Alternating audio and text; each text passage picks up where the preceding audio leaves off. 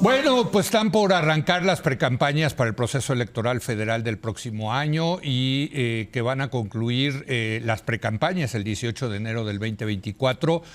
Creo que empezarán el 20 de noviembre, ¿verdad? Si no me equivoco. En algunos lugares ya empezaron y Sí. ahora... Ah, bueno, ahorita vamos a hablar de eso. O sea, exactamente. Pero bueno, las precampañas nacionales están o ya comenzaron o están por comenzar, pero además...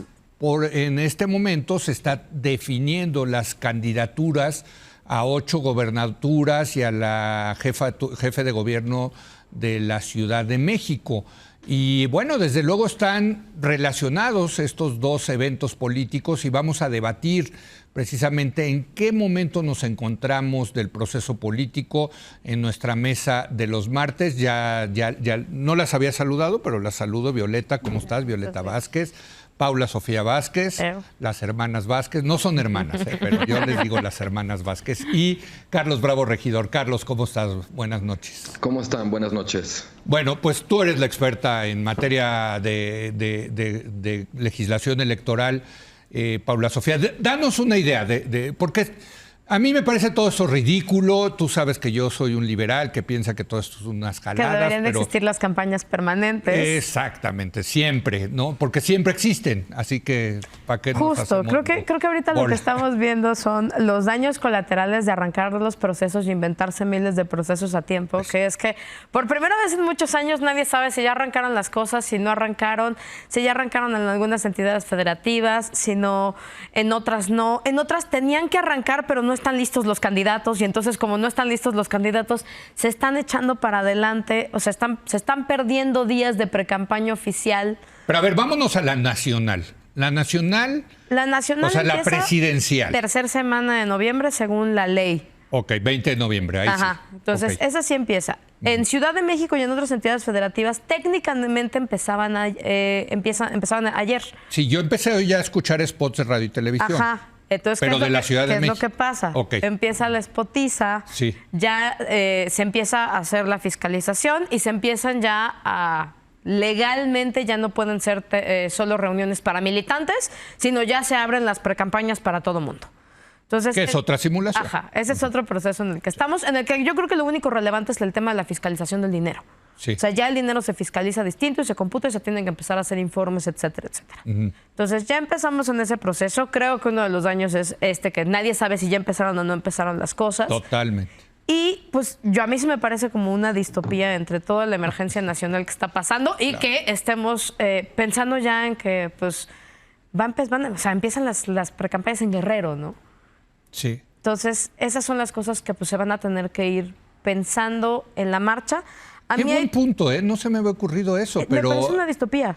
Digamos, un mes después del huracán Otis, más o menos, con un Acapulco devastado, van a empezar la feria electoral. Sí, o sea, creo que estas son las ¿no, Violeta? cosas. No lo ves que sea. ¿Pero por qué las precampañas en Guerrero?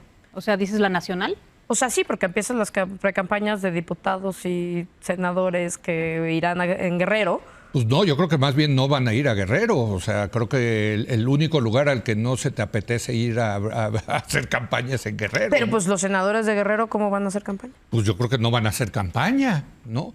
O sea, más bien, fíjate, lo que está interesante es qué hace una Claudia Sheinbaum, una Xóchitl Gálvez, Samuelito, no sé, o Marcelo, no sé quién vaya a quedar de MC, con el tema de Acapulco y de Guerrero. ¿No? Bueno, justo a ver, me parece una buena pregunta. O sea, tú vas a lanzar tu candidatura nacional, etcétera, y mientras tienes una emergencia. Los diputados que se van a reelegir y que votaron en contra de darle un peso más a Guerrero, ¿no? Los diputados de Guerrero que no votaron a favor de una modificación presupuestal y que ahorita van a buscar la reelección. Oye, pero creo que lo que empieza es la campaña presidencial, no de diputados y senadores, ¿no? Empiezan más adelante, pero ya ahí arrancan. está, es parte, ya ve, es parte también de la confusión. O sea, ellos todavía no empiezan. La que va a empezar es la presidencial. Esa empieza Paula el 20, Sofía, ¿no? sí. A ver, Violeta, ¿cómo ves? Bueno, es que creo que justamente por lo que pasó en Guerrero es que se retrasaron los procesos de designación, por lo menos en Morena, ¿no? Que es el único que sí sabemos más o menos en qué va, ¿no? Ahora, eso ya es en lo local.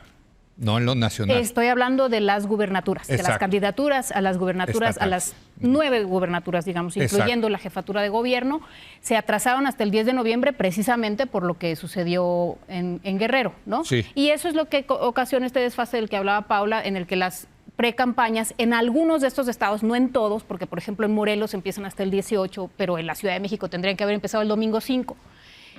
Van a ir desfasadas con la designación de pues la persona que va a estar en la precampaña, ¿no? Porque antes las precampañas realmente implicaban pues un ahora número grande de aspirantes todas y ahora son precampañas únicas. Sí. Exacto, sí, Sí, precampañas o sea, de ya sabemos quién van a ser los candidatos, ¿no? Salvo MC, ¿no? ¿Salvo MC en Jalisco?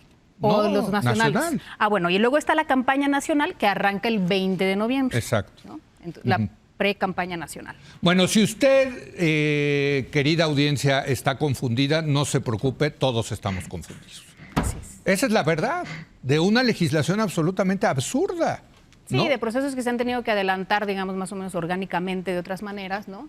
Y a mí lo que me gustaría nada más subrayar de todos estos procesos es que, pues, el proceso yo creo que más llama la atención en este momento son los procesos internos de Morena, Exacto. a nivel estatal, en gran medida porque de las 9 gubernaturas que se van a disputar, digamos, no hay ninguna en la que Morena vaya abajo por más de 10 puntos, es decir, no hay ninguna en la que vaya significativamente abajo.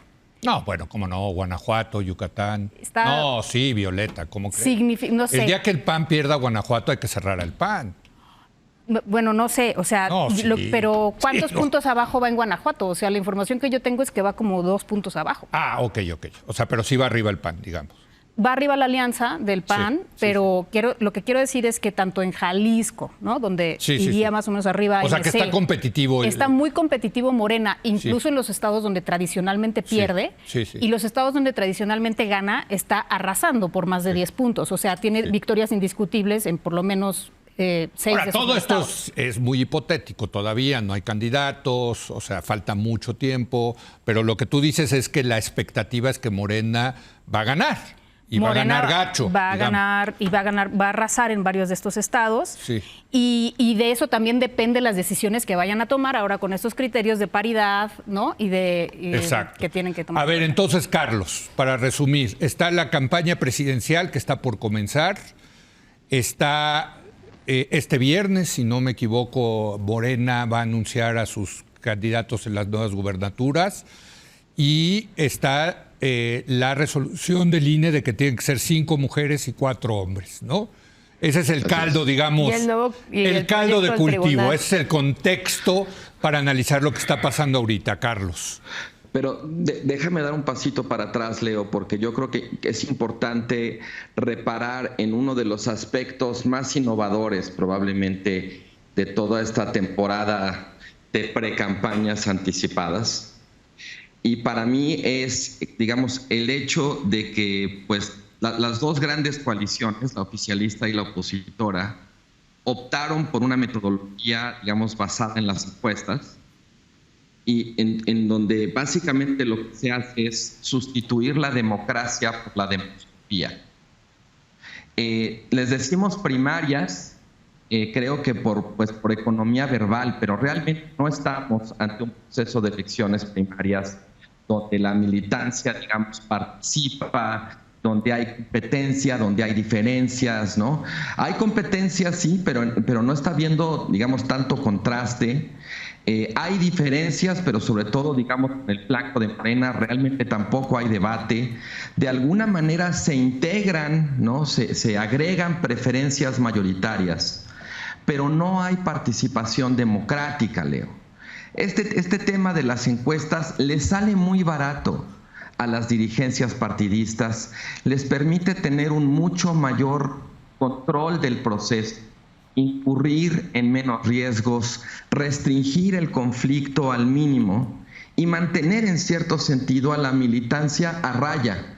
Se le consulta su opinión, pero realmente no se le involucra en la campaña, en el proceso de construcción de la candidatura hacia el interior, digamos, del pero a ver, partido. Carlos, con todo y eso, Ajá. en el caso de Morena, en varios estados se están haciendo trizas.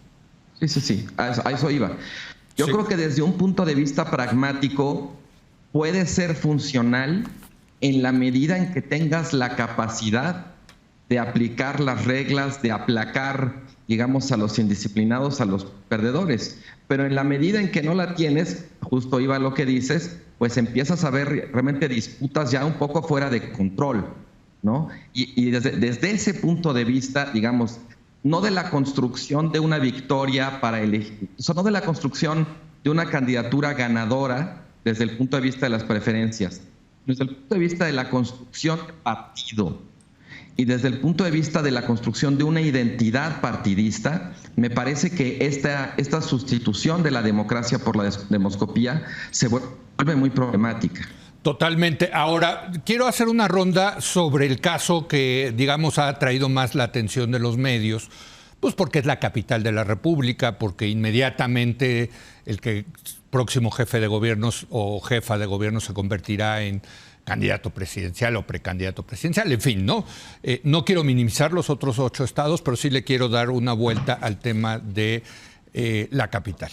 Y lo que hemos visto, bueno, hemos visto que le hacen el vacío a la jefa de gobierno, ya no es jefa de gobierno, a la candidata presidencial en el Estadio Azul, en el maldito Estadio Azul. Ese estadio está maldito, créanmelo, como Cruz Azulino se los digo, pero bueno, le hacen el vacío, tienen que suspender un acto en la capital, que es la base, el bastión de Claudia Sheinbaum, y luego el audio que si es verdadero o falso de Martí Batres, o sea, sí están, o sea, uno que lo ve de fuera, sí se ve que están duros los guamazos, ¿no? Sí, yo creo que en general nosotros en el chilangocentrismo solemos como enfocarnos sobre todo en las baterías en el Ciudad de México y en lo federal, ¿no? Como que los ojos están puestos en lo federal, la lana está puesta en lo federal y por eso están tan desorganizadas también los procesos electorales locales. Creo que todo lo estamos viendo desde lo federal. Aunque hay mucho dinero corriendo. Hay muchísimo dinero, pero hay dinero justo, mal fiscalizado, al que no se le pone el ojo, al que no se le da tanta rendición de cuentas. Y creo que lo que estamos viendo es una colisión entre las dinámicas locales, y pongo Ciudad de México y Jalisco. Estamos viendo una colisión entre las dinámicas locales y las correlaciones de fuerzas locales y los intereses locales y los intereses de las dirigencias a nivel nacional. Sí. O sea, creo que eso es lo que estamos viendo aquí, que es la ex jefa de gobierno, que ya no es jefa de gobierno, sino es más bien líder constructora de voluntades en un partido político. No, bueno, tiene el bastón de mando, le dieron el bastón de mando. Podemos hablar de una persona que está más bien en un cargo de Morena, tratando de incidir en su proceso, en el proceso electoral. A ver, no empieces, Paula, es la candidata presidencial. Bueno, aquí sí decimos la neta. Eufemismos, ¿no? Pero Sí, por lo menos estamos viendo que está tratando de controlar desde la dirigencia de Morena un proceso electoral que ya debería de funcionar a nivel local. Sí. Y lo mismo está pasando en Jalisco, y lo mismo está pasando en Veracruz, y lo que estamos viendo Puebla, es una colisión, Chiapas. Claro, entre dinámicas locales que de pronto pues chocan con la federal. Y por eso estás viendo estos encontronazos brutales en muchos lugares, porque lo estamos viendo en Chiapas también entre el candidato que ponen, o sea, el candidato que quieren unos y el candidato que tiene fuerza en el Estado. Lo vamos a ver en Jalisco, lo vamos a ver, o sea, en muchas entidades esto se repite porque son pues dos dinámicas de poder que chocan. Y allí también hay otro tema que es bien interesante, el tema de las alianzas, que es el tema que también podemos ver en Jalisco. También está el tema de la equidad de género y el tema de las alianzas. A mí me parece que otro Pedro tema... Kumamoto? Ya está, mira, los convencieron, Violeta. Pedro Kumamoto, qué barbaridad. El ídolo del independentismo. Justo, o sea, creo que también hay un montón de temas locales y cuando uno ve el discurso de Kumamoto, con el que podrá estar de acuerdo o no, te podrá parecer falso o verdadero. Pero en realidad era el gran poder al que se enfrenta a su poder local. Claro, AMC. A ver, pero digamos, yo sí quisiera regresar a los guamazos en la capital. Sí, porque vamos a los guamazos. ¿Sí? ¿Quieres ir a los guamazos? Sí, los guamazos son a ver, si no existe, ¿sabes dónde no hay guamazos? En la oposición no hay guamazos. Porque No, ni siquiera también hay. ni siquiera sabemos, sí, pero ni siquiera sabemos cómo es su método de selección. Esto que está diciendo Carlos de que se sustituyó la democracia por la demoscopía, a mí no me parece que la demoscopía es una sustitución de la democracia, es un método para auscultar la opinión pública. Y un método además, pues, oigan, confiamos en encuestas para absolutamente todo, ¿por qué no vamos a confiar en encuestas para esta decisión? Depende quién sea el encuestador, Violeta. Por pero en supuesto, fin. depende quién es el encuestador, pero justamente tenemos criterios para saber qué encuestas son buenas, qué encuestas no son tan confiables, etcétera. Pero es decir, casi ¿Cómo siempre viste la de Lorena nos vemos Becerra puesto. en Latinus? No Que- solo la que- de Lorena Becerra, pero esa, digo, porque Lorena tiene mucha credibilidad, ha estado aquí con nosotros varias veces. Empate técnico entre Harfuch y Clara Brugada. Y no Exacto. solamente las de Lorena Becerra, también otras encuestas, digamos, de casas menos conocidas, pero que también son encuestas cara a cara en vivienda con una muestra de más de 1,000 personas. Clara está empatada con Harfuch. Entonces, eso creo que son buenas noticias. Fíjense, en esta misma mesa hemos dicho otras veces que cuando las encuestas no se mueven es porque hay dedazo. Y en este caso se han movido las encuestas, por lo menos las de la bueno, Ciudad de algunas.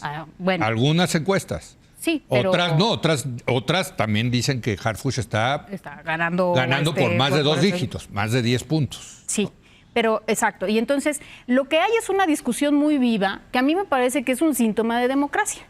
Porque hay una cosa que creo que sí podemos vislumbrar hacia el futuro, y es que después del viernes, ni Clara ni Omar se van a ir de Morena.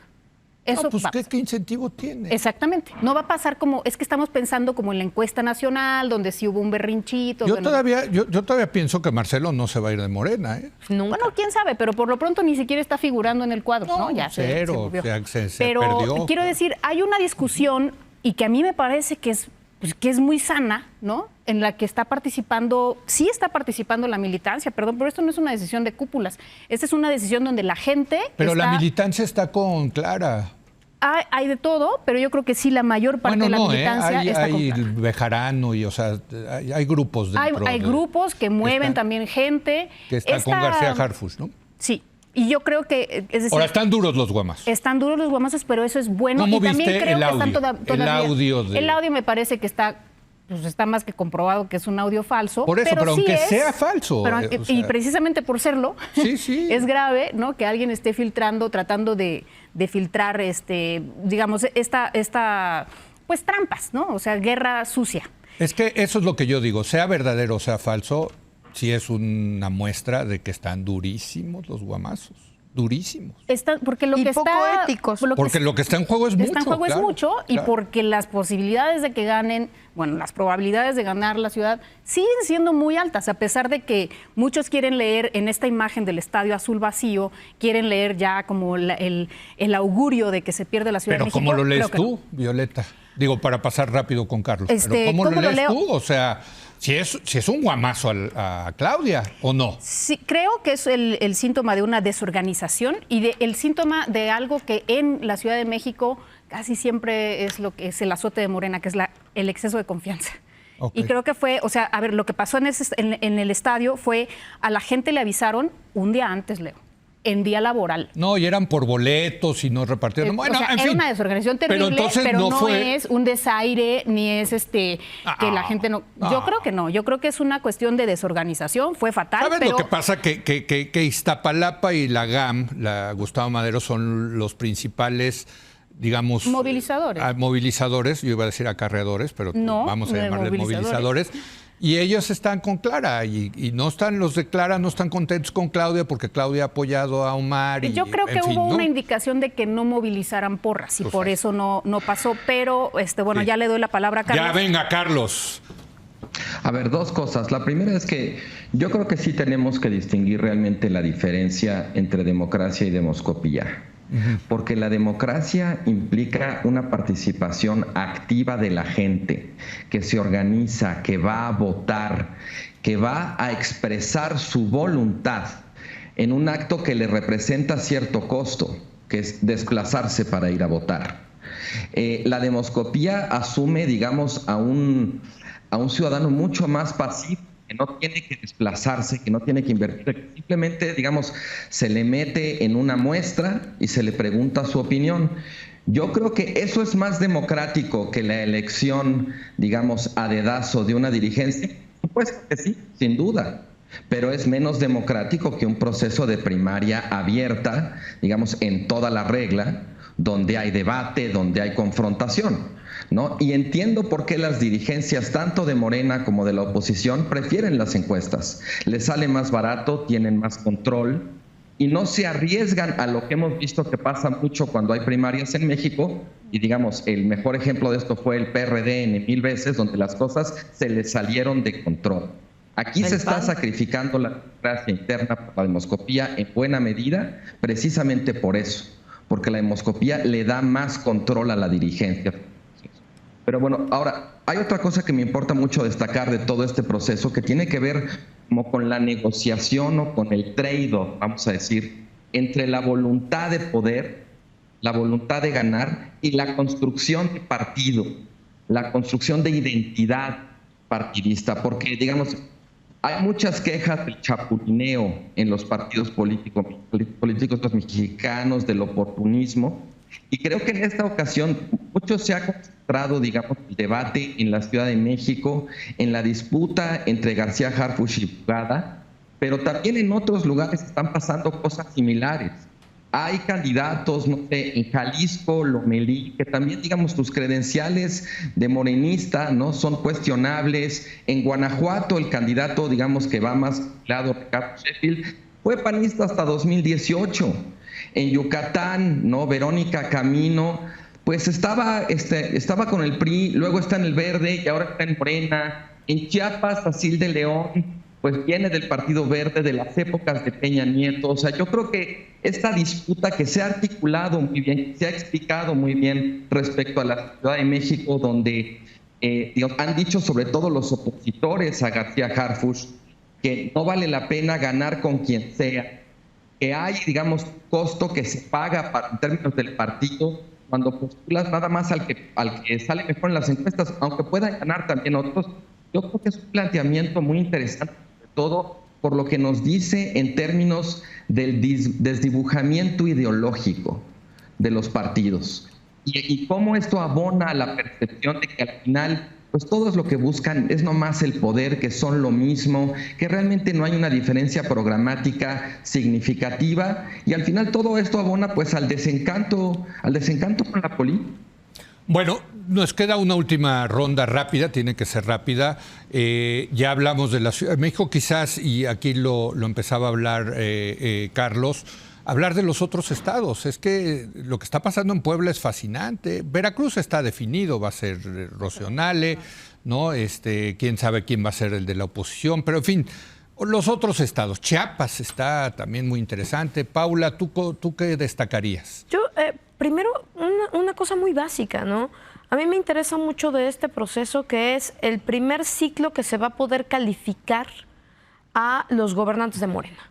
Eso es un buen punto. Creo que hay que recordar una cosa básica, ¿no? Las elecciones son el mecanismo democrático para premiar o castigar resultados. Sí.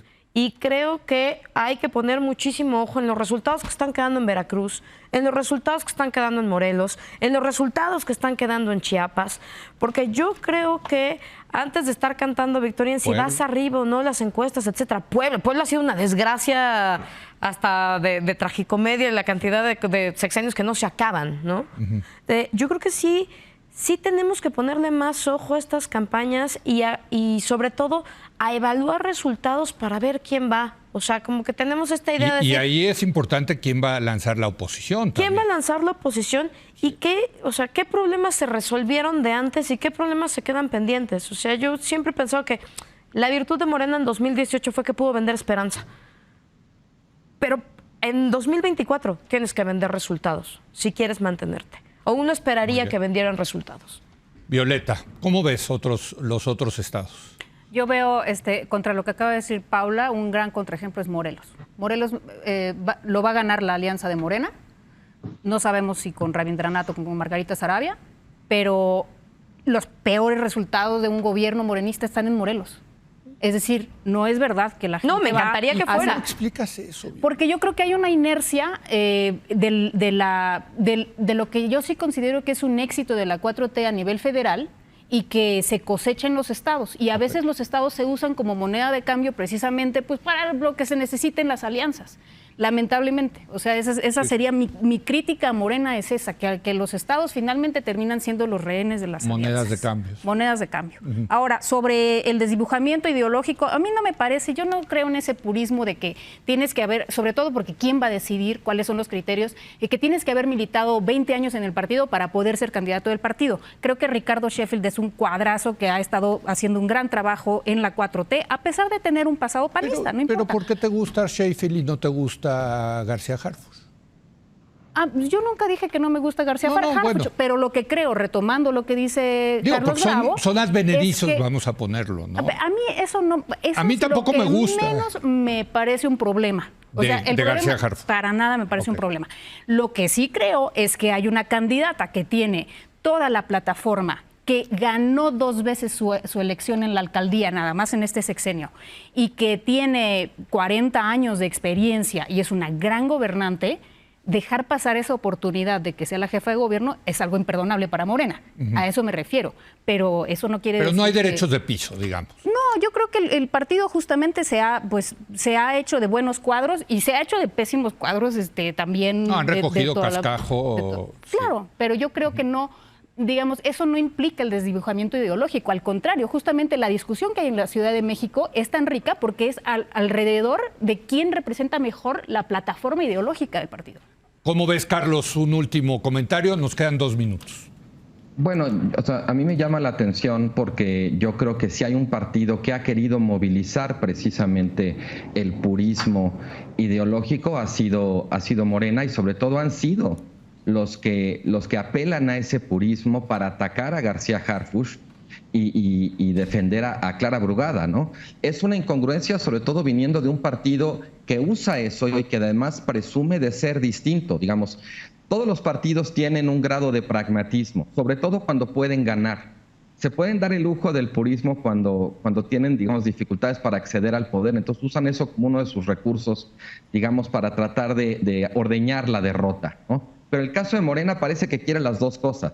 Quiere el purismo para descalificar a unos, pero quiere el pragmatismo para ganar también. Hace tiempo se hablaba mucho, por ejemplo, del Frankenstein ideológico, que era la alianza opositora, ¿no? que estaba juntando, digamos, en un mismo flanco a rivales históricos. Y el verde. Bueno, la verdad es que la coalición oficialista tampoco canta mal las rancheras. O sea, ver a Morena junto con el Partido Verde o con los remanentes del Partido Encuentro Social, pues tampoco es así que digas qué bárbaro, qué gran planteamiento ideológico. Entonces, digamos, aquí sí me parece que estamos ante un fuera máscaras, donde todo ya se revela como donde lo que más importa es la voluntad de poder, más allá de la construcción de una identidad partidista, pero pues en esta suerte como de oportunismo, que es el sello de la casa, en Morena sí se reservan, digamos, el recurso al purismo cuando quieren descartar a un candidato interno que no les gusta, ¿no? Bueno, ayer les pregunté a la mesa de ayer que quién pensaban que va a quedar, Clara o Omar. Quedaron 3 votos a favor de Clara y 1 voto, el de su servidor, a favor de García Harfuch. ¿Quién queda? Yo creo que el nuevo proyecto del Tribunal Electoral y las disposiciones del INE le da una muy buena posibilidad a la jefa de gobierno de designar a Clara y salir diciendo: no fue mi culpa, fue un tema de acatar las decisiones del tribunal. Yo pensaría que tiene más chances de ser Clara. Violeta. Yo creo que por todos los cálculos es Clara. O sea, y tiene muchas Hijo, me estoy posibilidades. quedando en franca minoría. ¡Carlos, sálvame! Yo te voy a decir, yo creo que la encuesta la gana Harfuch, pero el tribunal le da la candidatura a Brugada. O sea, va a ser Clara. No, pues ya Pero vamos no por la encuesta. 6-1, Dios mío. Bueno, a lo mejor hay que correr al conductor por sus malas capacidades de pronóstico. Pero bueno, gracias, Violeta. Gracias, Leo. Gracias, Paula Sofía. Gracias, Carlos. Voy Buenas a hacer noches. una breve pausa y voy a hablar con Braulio Arzuaga sobre la situación del sector turístico en Acapulco. ¿Qué podemos esperar? ¿Cómo quedó? ¿Cuál fue el tamaño de la devastación? ¿Cuándo se va a recuperar Acapulco? Regresamos en un momento más.